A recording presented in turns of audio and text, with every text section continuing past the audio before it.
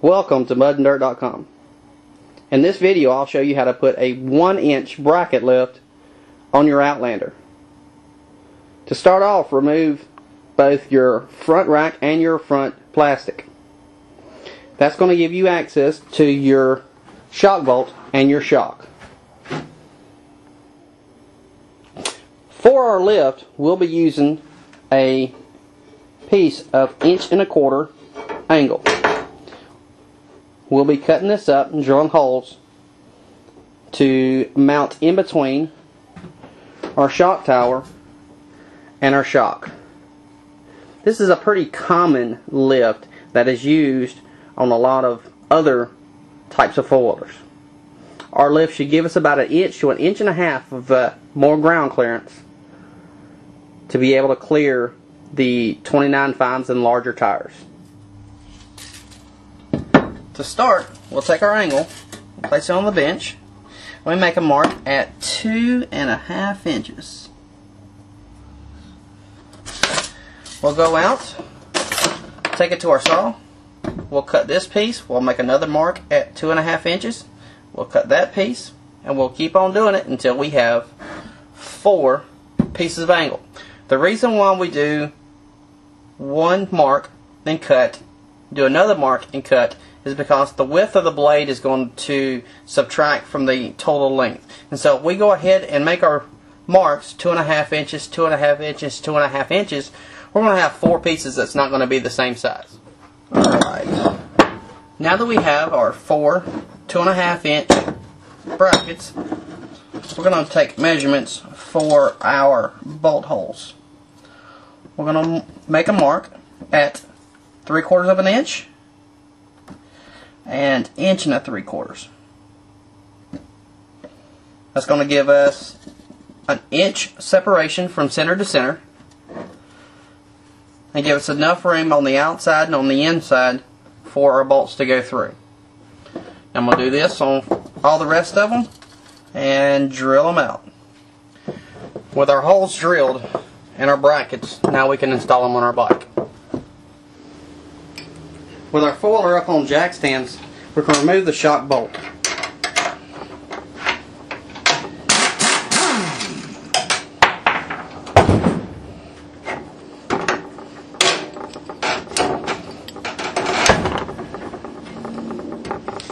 Now that we have our shock pulled out, we need to make room for our bracket.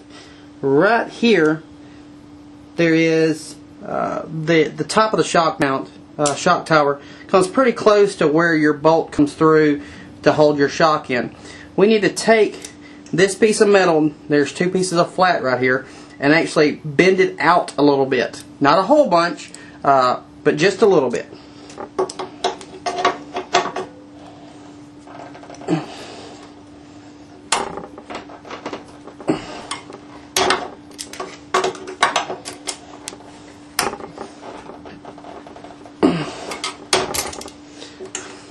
That should be enough to clear our brackets. After we have the shock unbolted from the frame, we've got our 2 brackets, and we also have 2 nuts and a lock washer. Now what this is going to be used for, and you can use a piece of a bar or any round stock that you can place in between where the stock shock did go. When we put our brackets on and we go to tighten everything down, we don't want this bracket here to collapse. And so what we'll do is we'll put after we put our bracket in, we'll put all of our, so y'all can see that, we'll put all of our washers behind there, or nuts behind there, just to fill up that void. So when we tighten down, when we torque down on these shock bolts, it doesn't collapse and it stays square. Let me see if I can put this together. And like anything, guys, this right here is a custom job. These brackets, they're not cut exactly. These holes are not cut exactly the same. And so you may have to go through, do some grinding, do some little tweaking. I had to go back and on the back side and bend that out a little bit more. And so this is not a perfect science. And so, let me show y'all how to put this thing together.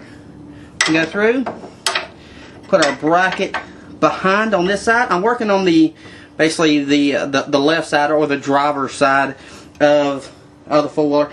Now, if you're overseas, I guess it's on the passenger side. I don't know. But we're going to take an extra bolt that we had laying around. It looks exactly like our stock bolt, our stock shock bolt. If you don't, go to Lowe's, anywhere that sells grade 8 bolts, and buy a couple with some nuts. Make sure you get the right size. We're going to put our bracket in. We're going to put our bolt in. You go on the right side? No, it didn't. Make sure we have our shock on the right side. Put our bolt in, and while we got it there, we're going to put our spacers in between.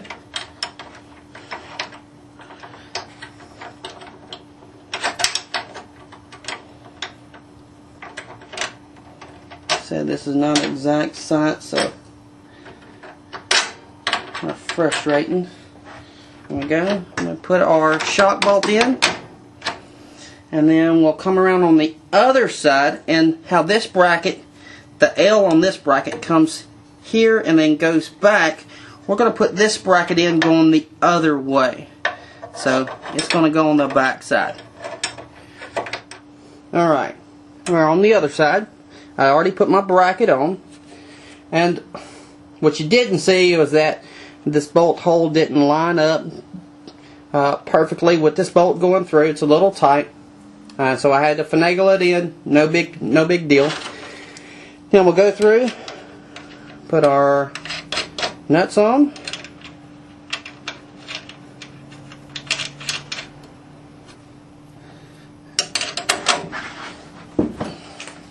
And tighten the guy up. Now, one of the things I wanted to talk to you about is just how tight these nuts are, these bolts are that's coming through, is going to keep the shock and everything vertical. The top of these brackets are actually sitting flush with the top side of the shock tower, and also it is also sitting right on top of your shock, right on that bracket. So everything should stay vertical. I shouldn't see any problem, but I'd keep an eye on it. You may have to go through and put a vertical brace on it, or I should say a brace going this way. Other than that, if you do any kind of racing where you're jumping, I wouldn't recommend doing a lift like this. You can use preload your springs. You're going to lose some of your ride. That's one beauty about this, is that we'll get our lift, and we can preload our springs up to where we can clear. And then, let's say if we wanted to go cruising and we're not going to come under a lot of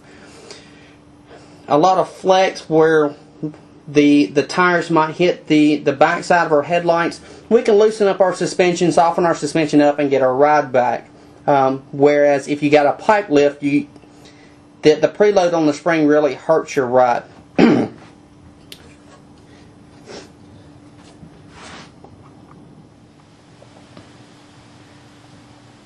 With our brackets bolted up on the other side of the bike, we took a measurement and we gained 1.5 inches of ground clearance. I hope this explained a little bit how to install and build a bracket lift for your Outlanders. Again, this is not perfect. This is not exact. You're more likely going to have to do a little bit more grinding. Tweak on your brackets a little bit, but it can be done.